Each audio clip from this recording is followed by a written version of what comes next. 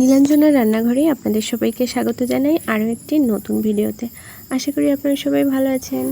আজকে আমি এমন একটি মাছ রান্না করতে যাচ্ছি যে মাছটা আমি খেতে পছন্দ করি, কিন্তু সেই মাছটার নাম আমি জানি না।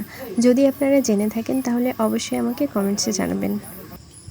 আমাদের পরিবারের সবাই মাছ একটু কড়া করে ভাজি করে খেতে পছন্দ করে, এজন্য আমি মাছগুলোকে বেশ মুচমুচে করে ভেজে নেব।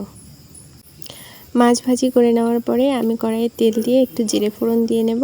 এতে করে রান্নার টেস্ট এবং ঘ্রাণটা অনেক সুন্দর আসে।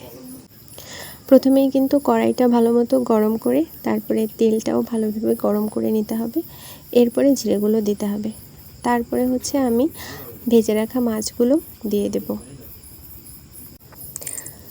মাছগুলো দিয়ে দেওয়ার পরে আমি দেখলাম যে কড়াই থেকে অনেক বেশি ধোঁয়া উঠছে, মানে কড়াইটা অনেক বেশি গরম হয়ে গিয়েছে, তাই আমি একটু জল দিয়ে নিয়েছিলাম। এরপরে আমি একসাথে জিরে, ধনিয়া আর মরিচ বেটে রেখেছিলাম, সেই মশলাটাই দিয়ে ভালো করে মিশিয়ে একটু সময় কষিয়ে নেব।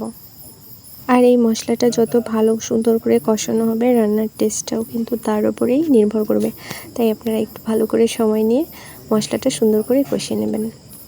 আর এর মাঝেই কিন্তু আমি লবণ হলুদটাও অ্যাড করেছি, তারপরে আরও একটু জল অ্যাড করেছি। জল অ্যাড করে তারপরে কিছু সময় কষিয়ে নেব। কষাতে কষাতে আপনারা যখন দেখবেন যে তেলটা ছেড়ে দিয়েছে, তখন আপনারা ঝোলের জন্য জলটা দিয়ে ভালো করে ফুটিয়ে নেবেন। আর কিছুক্ষণ ফুটিয়ে নেওয়ার পরেই আপনাদের তরকারিটা রেডি হয়ে যাবে।